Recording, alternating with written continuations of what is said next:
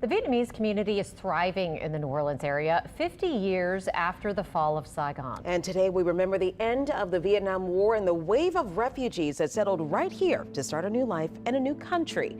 Paul Murphy reports.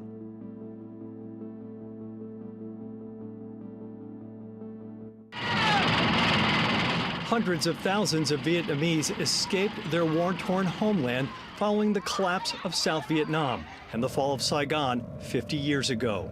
Minh Duong left on a military vessel captained by her husband. When we leaving Saigon, and about 100 people jumped to the ship, and then we took them to 3 days out of Vietnam, and then American ship took us. Joseph Gao flew out on a military aircraft with his aunt's family. 50 years ago, I was an orphan, homeless 8-year-old boy.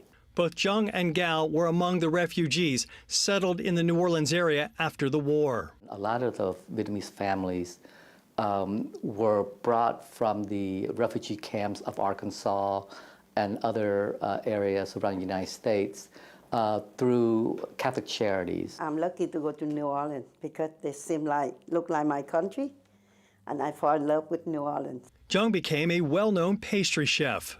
The first 10 years, because we miss the Vietnamese food, we cannot find anywhere, so I have a gift for that. Gao became the first Vietnamese American elected to Congress. That is all part of the American dream and the generosity and the openness of the society in which we live. Over the years, the Vietnamese community has adapted to life in New Orleans while maintaining connections to their past in places like Village de l'Est in New Orleans East.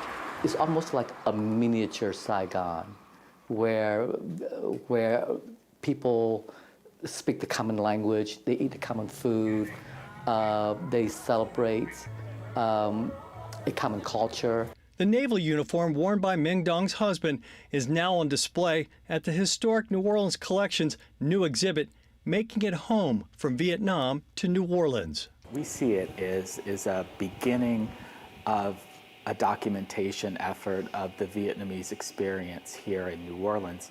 And we created it through the life stories of Vietnamese residents. Now a half century after first settling in the metro area, the Vietnamese community has become an important part of the culture-rich tapestry of New Orleans. Paul Murphy, WWL, Louisiana.